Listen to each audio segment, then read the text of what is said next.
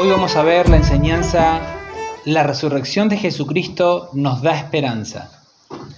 Esta enseñanza está basada en un artículo de la revista de The Way Magazine de marzo-abril del 2026, donde el señor Richie Henry fue quien escribió el artículo. ¿Sí? Está basada en eso. Vayan en sus Biblias a Romanos capítulo 8, por favor. Romanos capítulo 8.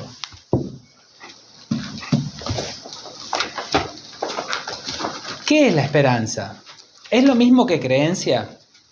La gente a veces utiliza estos dos términos incorrectamente. Vamos a ver qué dice la palabra. Romanos 8, 24 y 25. Porque en esperanza fuimos salvos, pero la esperanza que se ve no es esperanza, pues lo que alguno ve, ¿a qué esperarlo? Pero si esperamos lo que no vemos, con paciencia lo aguardamos. La palabra de Dios distingue la esperanza de la creencia. Y nosotros tenemos que entender los términos según su uso bíblico, según cómo los usa Dios. Porque si uno va al diccionario o a la inteligencia artificial, le va a dar otras definiciones. Uno tiene que entender los términos de la palabra de Dios en el sentido que Dios los usó. Es el uso bíblico. Cuando la palabra de Dios habla de esperanza, es una firme expectativa de algo que sucederá en el futuro. ¿Sí? Y sucederá en el futuro porque Dios lo ha prometido.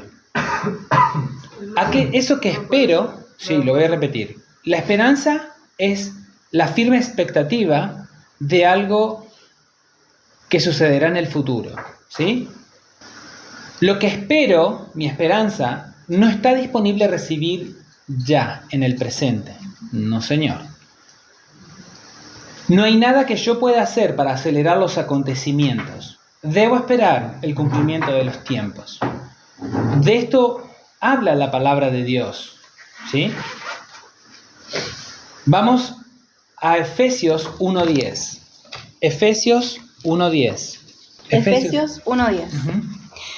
De reunir todas las cosas en Cristo, en la dispensación del cumplimiento de los tiempos, así las que están en los cielos como las que están en la tierra.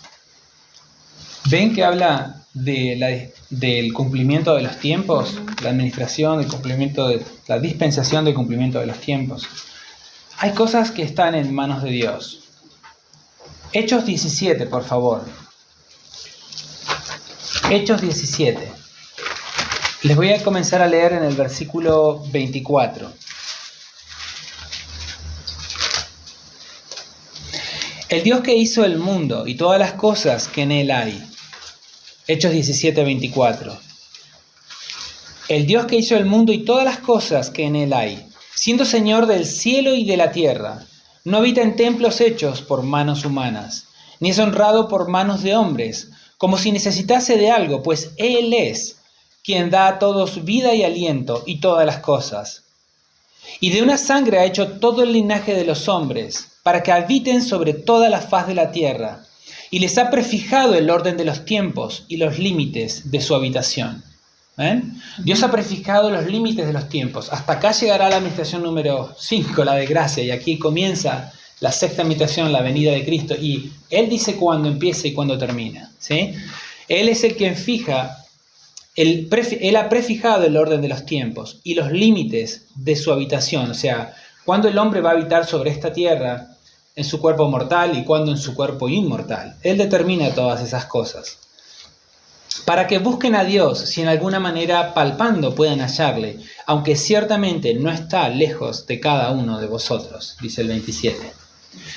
Ahora vamos a Hechos, seguimos en Hechos, capítulo 1, versículo 7. A Jesucristo, sus apóstoles, le preguntaron también, ¿pero cuándo sucederán estas cosas? ¿Cuándo Israel será exaltada como nación otra vez? Hechos 1, 7. Vamos a leer desde el 6. Entonces los que se habían reunido le preguntaron diciendo, Señor, ¿restaurarás el reino de Israel en este tiempo? Y les dijo, no os toca a vosotros saber los tiempos o las sazones que el Padre puso en su sola potestad. Pero recibiréis poder cuando haya venido sobre vosotros el Espíritu Santo. Vamos a leer hasta ahí. No os toca a vosotros saber los tiempos o las sazones. Las sazones se traduce de una palabra griega llamada kairos. Tiempos es la palabra griega kronos. Es como, no os toca a vosotros saber la hora, ni las sazones, que significa los periodos de tiempo y los acontecimientos que incluyen. ¿Sí? Esa es la palabra kairos, sazones. Así que es Dios que determina todas las cosas. Y me gusta que sea así, porque Él es el soberano Señor. Él es quien decide estas cosas. Eso moldea un buen pensamiento en cuanto a la esperanza. Vamos a Romanos 15:13. Romanos 15:13. Entonces, estamos viendo que la esperanza es la firme expectativa de algo que sucederá en el futuro, ¿verdad? Pero que no está disponible creer para recibirlo ahora, ya, en el presente. Depende de Dios. Pero, cuando hablamos de la creencia, todo lo que yo creo ahora, yo puedo creer por lo que está disponible en el presente. Y me puedo apropiar de las promesas de Dios que están disponibles en el presente. Yo puedo creer, por ejemplo, 3 de Juan 2 dice: amado, yo deseo que tú seas prosperado en todas las cosas y que tengas salud, así como prospera tu alma. Entonces, esto quiere decir que yo puedo creer por prosperidad ahora. Y yo puedo creer por salud, buena salud, ahora. Eso está disponible ahora. Yo puedo creer. La creencia entra en juego con las promesas de aquellas cosas que están disponibles ahora. Muy bien. Vamos a leer Romanos 15:13. Lilian, por favor. Y el Dios de esperanza os llene de todo gozo y paz en el creer, para que abundéis en esperanza por el poder del Espíritu Santo. Nuestro Padre Celestial es un Dios de esperanza. Y Él quiere que aumentemos nuestro conocimiento en este concepto espiritual de la vida. Quiere que lo entendamos. Vamos a 1 de Tesalonicenses capítulo 4. 1 de Tesalonicenses capítulo 4. Este lugar en la Biblia, en esta epístola, habla por excelencia del retorno de Cristo. O sea, lo explica como ningún otro lugar, ¿sí? ¿Y cuál va a ser el orden de los acontecimientos? ¿Y qué cosas ocurrirán? 1 Tesalonicenses 4, 16. Y esto habla de su segunda venida, de la venida a la tierra por sus santos. Cuando Él no va a pisar la tierra, sino que nos vamos a reunir con Él en el aire. Él va a venir en las nubes, dice, y seremos reunidos con Él en el aire. Esta es la primera fase de la segunda venida de Cristo. Para entender bien este tema, les recomiendo que lean el libro ¿Están vivos ahora los muertos?, de Victor Paul Wierwille, donde esto se explica muy bien. El que no lo tiene, se lo puede comprar. Está disponible por 12.000 pesos. Es, la verdad, una ganga para lo que tiene ese libro adentro. Así que no dejen de adquirirlo si así pueden hacerlo, ¿sí? Esto los va a hacer crecer, los va a hacer entender más la palabra. Y recuerden que en las reuniones tenemos un tiempo limitado de enseñanza, pero ustedes en su casa pueden seguir el estudio de la palabra de Dios, porque por eso son estudiantes bíblicos. Pueden seguir profundizando su conocimiento de la palabra de Dios y pueden leer y volver a leer y retroceder en las páginas y volver a repasar a ver si uno lo entendió bien. Entonces nuestro cerebro funciona de una manera que necesita procesar la información, necesita entenderla hasta que finalmente la entendemos. Y cuando lo entendemos, eso nos trae paz y consuelo respecto a las promesas del futuro, en cuanto a la esperanza. Y respecto a la creencia, cuando lo entendemos, recién ahí podemos creer. Si no entendemos, no podemos creer para las cosas que están disponibles hoy, ¿sí? Así que esto es importante. Tu tiempo de estudio en la palabra es tu tiempo con Dios, es tu tiempo personal con el Padre. Jesucristo, nuestro Señor, y a Él seguimos, Él pasaba tiempo en las Escrituras, en los rollos, leyendo y memorizando las Escrituras del Antiguo Testamento. En la palabra de Dios van a encontrar a Dios. En la palabra de Dios van a encontrar a Dios. Juan 1:1 dice que la palabra, el verbo, era Dios. Y lo que Él era, Él es. La palabra era Dios, la palabra es Dios. ¿Sí? Su palabra es su esencia. En su palabra hay poder. ¿Sí? Él ha exaltado su nombre y su palabra por sobre todas las cosas. Así que pasar tiempo en la palabra de Dios es pasar tiempo con Dios. Es magnífico. Vamos a leer entonces el versículo 16. 1 Tesalonicenses 4:16. Porque el Señor mismo, con voz de mando, con voz de arcángel y con trompeta de Dios, descenderá del cielo. Y los muertos en Cristo resucitarán primero. Estos son los muertos en Cristo se refiere a aquellos que han dormido, pero renacieron durante la administración de gracia. ¿Qué periodo ocupa la administración de gracia en la historia de la humanidad? Desde el día de Pentecostés, del año en que Jesucristo murió, hasta el día de hoy. Es el periodo de gracia. ¿Sí? Claro, o sea, hasta el día de hoy continuará esta administración hasta que el Señor retorne. Ese va a ser el fin de la administración, cuando el Señor venga por sus santos. Versículo 17. Luego nosotros, los que vivimos, los que estén vivos en el momento que Él venga en el cielo, los que hayamos quedado seremos arrebatados juntamente con ellos en las nubes para recibir al Señor en el aire, y así estaremos siempre con el Señor. Por tanto, alentaos los unos a los otros con estas palabras. Esto es magnífico, que Dios haya dado esta información a la humanidad de cómo iban a ser estos acontecimientos del futuro. Estas son las profecías del futuro, ¿sí? Lo que va a ocurrir. Esta es la ventana al futuro. La gente quiere saber qué pasará. Sueña con la máquina del tiempo y cosas así. ¿Querés conocer el futuro? 1 Tesalonicenses 4, del versículo 13 en adelante. Esa es la ventana al futuro. ¿Sí? Vamos a 1 Corintios capítulo 15, por favor, que también habla de estos tiempos, cuando Él venga por sus santos.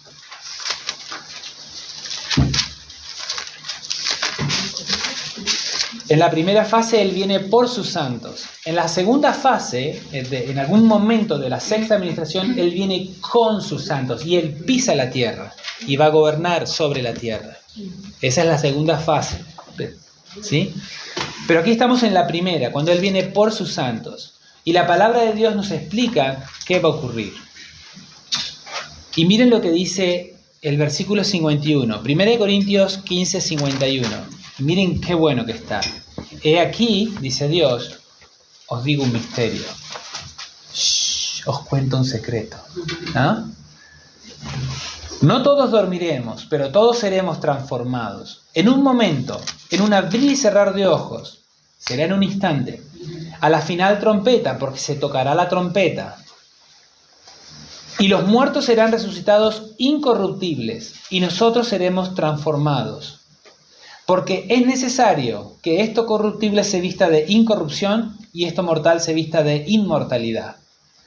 Y cuando esto corruptible se haya vestido de incorrupción, o sea, los que hayan muerto tengan un cuerpo nuevo que ya no se corrompe, y lo mortal se haya vestido de inmortalidad, esto significa los que estemos vivos y tenemos el potencial de morir, estos cuerpos que tenemos hoy, de carne y hueso, con esta vida que tenemos aquí dentro de este cuerpo, tiene el potencial de morir. Somos mortales, ¿sí?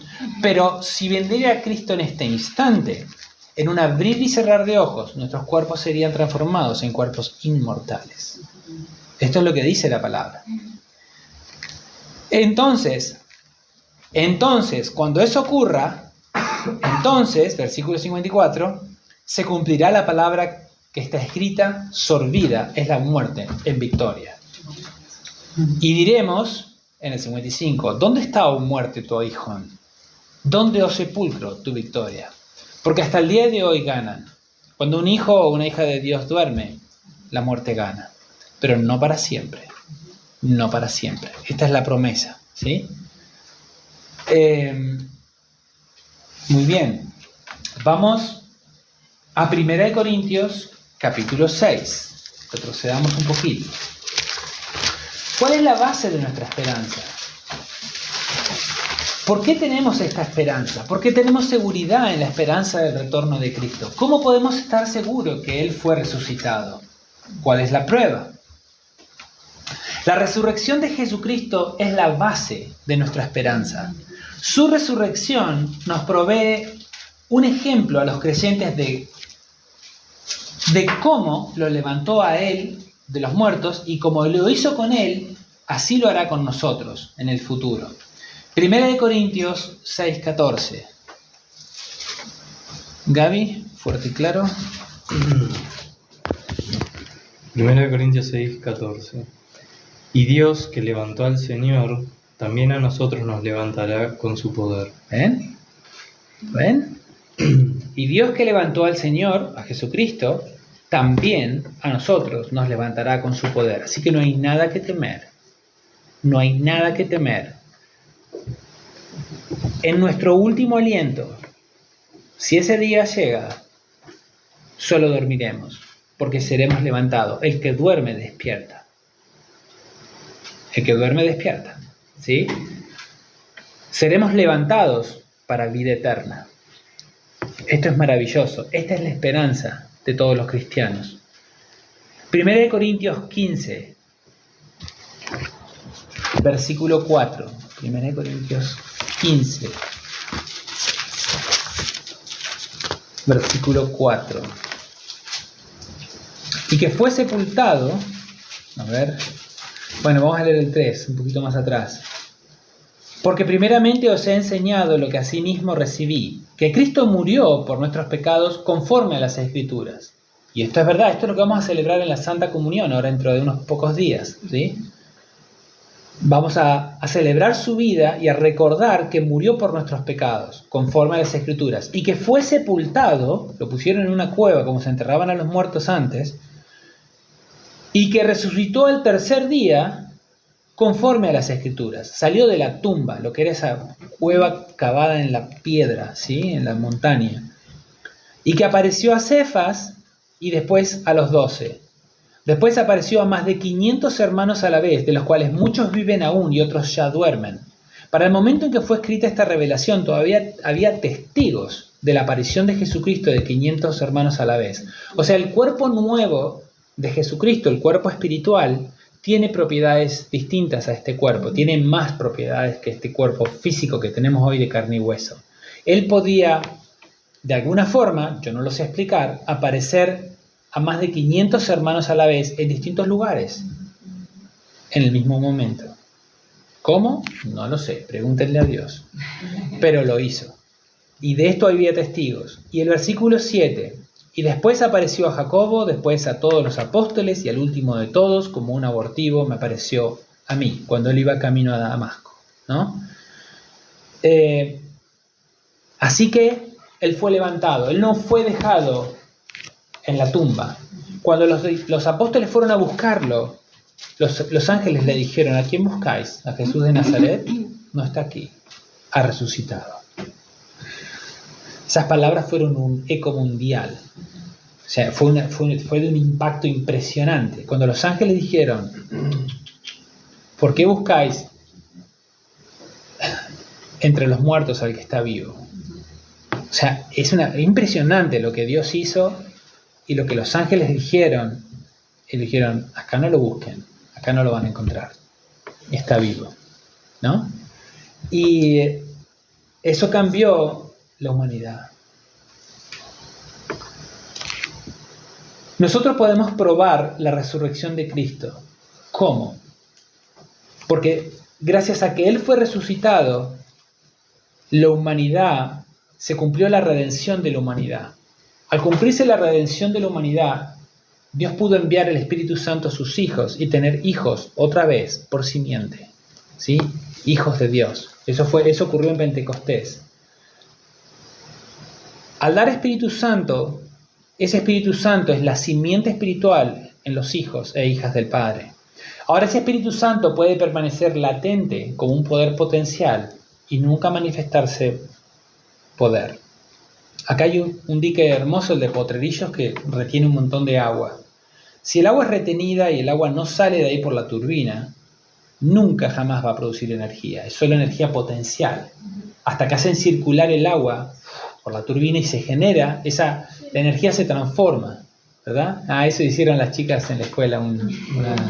La experiencia. La única forma de que todo el poder potencial que está dentro tuyo se transforme en poder cinético, en poder energizado, es que operes el don. Si no, el don va a permanecer ahí estático. Es una inmensa cantidad de poder que va a permanecer durmiendo, por así decirlo, hasta que se manifieste. Todos aquellos que son hijos de Dios pueden aprender a hablar en otras lenguas. El poder del Espíritu Santo hace posible que los hijos de Dios hablen en idiomas en los cuales no han conocido. Pueden ser lenguas angelicales, que no se entienden, que ningún ser humano lo puede entender, o pueden ser lenguas humanas, inclusive lenguas ya muertas, activas o muertas, actuales o no, que pueden ser entendidas por algún ser humano o pudieron ser entendidas por algún ser humano en algún momento.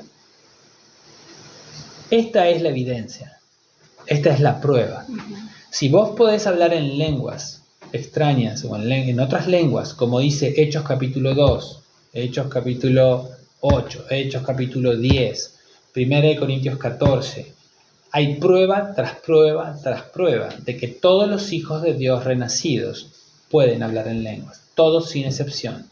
Tienen que ser instruidos y tienen que creer para hacerlo. Y boom, hablan en otras lenguas, ¿sí? Esta es la voluntad de Dios. Cuando una persona habla en lenguas, tiene la prueba en el mundo de los sentidos que Cristo ha resucitado. Esa es la prueba de que Él ha resucitado. Porque si Él no hubiera resucitado, no podrías tener Espíritu Santo.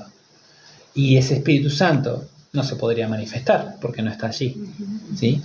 Pero la capacidad de manifestarlo es la prueba de que Cristo ha resucitado. No vayan allá, pero anoten Hechos 2, 32 y 33, que dice que a este Jesús resucitó Dios. O sea, la palabra de Dios dice que Jesucristo fue resucitado, ¿sí? Y nosotros no tenemos ningún problema en creer eso. Cuando creímos Romanos 10, capítulo 9, no tuvimos ningún problema, que dice que si confesares con tu boca que Jesús es el Señor y creyeres en tu corazón que Dios le levantó de los muertos, serás salvo. Vida eterna. Vida eterna, ¿sí? En 1 Tesalonicenses 1:10, 1 Tesalonicenses 1:10, dice que esperamos de los cielos a su Hijo. Vamos a leerlo. 1 Tesalonicenses 1:10. Les hago leer a Lilian, por favor, que está cerca del micrófono.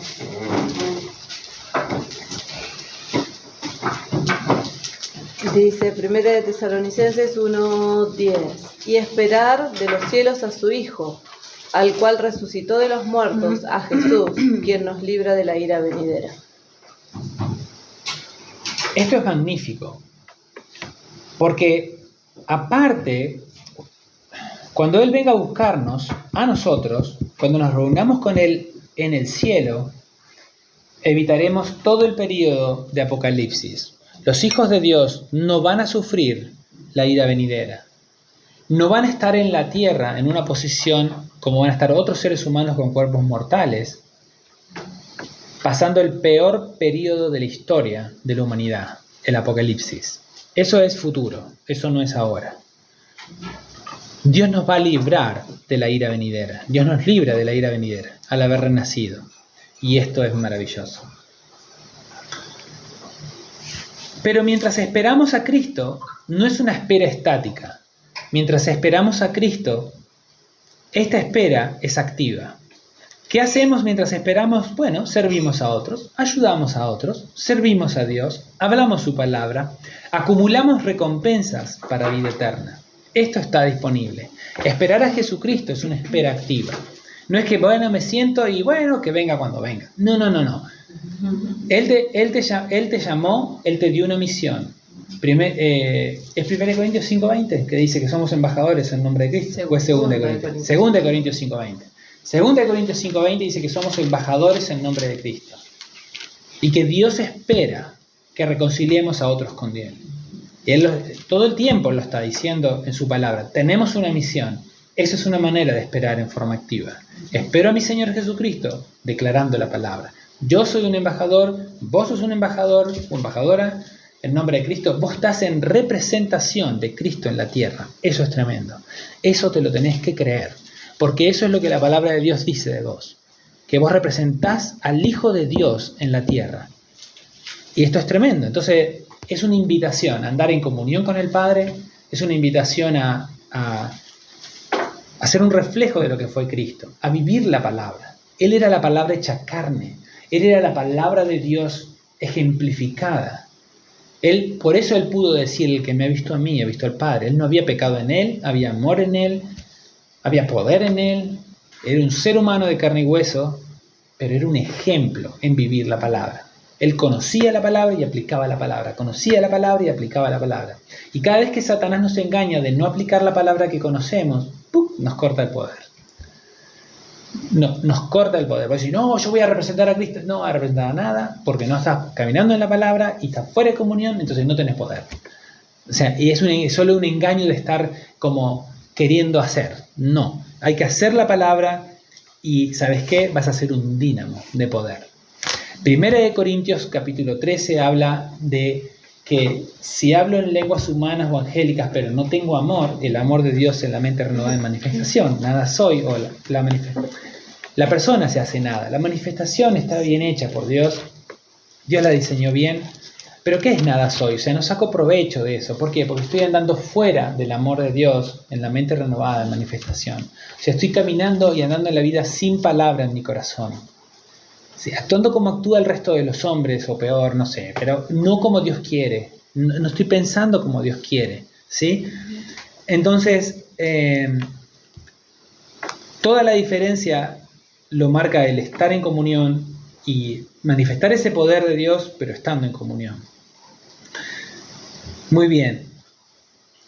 Vamos a 2 Corintios 1:3. 2 Corintios 1:3. Para ver que Dios es un Dios de consuelo, de verdadero consuelo. Dios es el único que puede consolar nuestros corazones. Damas y caballeros, el tiempo no cura nada. Si hay un gran dolor en tu corazón, si hay algo que sanar, el único que puede sanar tu corazón es Dios. El tiempo no cura nada. Dios sí puede curar tu corazón. El Hijo de Dios vino a sanar a los quebrantados de corazón, conforme a Lucas 4:18.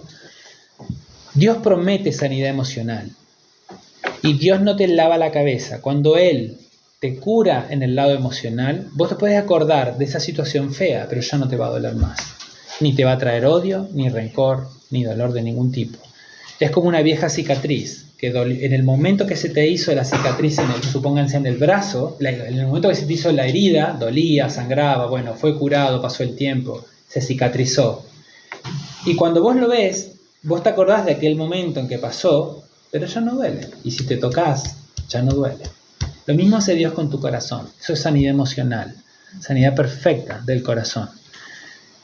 Esto es el único que puede hacer eso, es Dios. 2 Corintios 1:3. ¿Quién está ahí? Fuerte y claro. Bendito sea el Dios y Padre de nuestro Señor Jesucristo, Padre de misericordias y Dios de toda consolación. ¿Ven? Dios es Dios de toda consolación. Vamos a ir cerrando este estudio con 2 versículos más. Hebreos 6:19, que habla de que la esperanza es el firme ancla en nuestras vidas.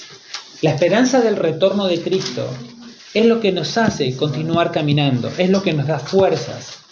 Miren, en esta vida podemos recibir golpes, sí. ¿Dios nos promete una vida abundante? Sí, la promete, pero no quiere decir una vida sin problemas o una vida donde nunca pase nada malo. A veces van a poder ocurrir cosas malas, aún así Dios promete que se puede vivir bien y que la mayoría del tiempo podemos estar bien, manifestando una vida abundante. Pero a veces pasan cosas en la vida, ¿no? Se duerme un ser querido, hay dolor, o sea, hay cosas que pasan en la vida, porque hay un adversario que todavía está activo y la muerte todavía está vigente con su poder, pero va a ser vencida un día, como lo acabamos de leer. Pero ¿qué pasa cuando tenemos un golpe fuerte en la vida? Bueno, la esperanza nos sostiene. Hebreos 6:19, Lilian. La cual, que viene hablando de la esperanza del versículo anterior, tenemos como segura y firme ancla del alma y que penetra hasta dentro del velo. Lee el versículo anterior. Claro, para que por dos cosas inmutables, en las cuales es imposible que Dios mienta, tengamos un fortísimo consuelo, los que hemos acudido para asirnos de la esperanza puesta delante de nosotros, la cual tenemos como segura y firme ancla del alma y que penetra hasta dentro del velo. Bien, y vamos finalmente a Filipenses 3, 20 y 21. Filipenses 3, 20 y 21. Vamos para allá. Cuántas cosas hermosas nos dejó Dios en su palabra para que las entendamos, para que las procesemos, ¿no? Para que las comprendamos. Filipenses 3, 20. ¿Qué nos dice? Mas nuestra ciudadanía está en los cielos. Porque somos hombres y mujeres de cuerpo y alma, ¿verdad? Tenemos una ciudadanía terrenal al haber nacido en esta nación, ¿sí? De la cual estamos orgullosos, por supuesto. Pero tenemos una ciudadanía celestial, tenemos una ciudadanía espiritual, porque somos hijos de Dios. Entonces, Filipenses 3:20 dice: mas nuestra ciudadanía está en los cielos, de donde también esperamos al Salvador, al Señor Jesucristo, el cual transformará el cuerpo de la humillación nuestra, un cuerpo que se deteriora, para que sea semejante al cuerpo de la gloria suya, un cuerpo que ya no se corrompe, por el poder con el cual puede también sujetar a sí mismo todas las cosas. Esta es la esperanza del retorno de Cristo. Esto es lo que nos sostiene en los tiempos difíciles. Y esto es lo que tenemos que saber y tener muy claro en el corazón, ¿sí? Dios les bendiga.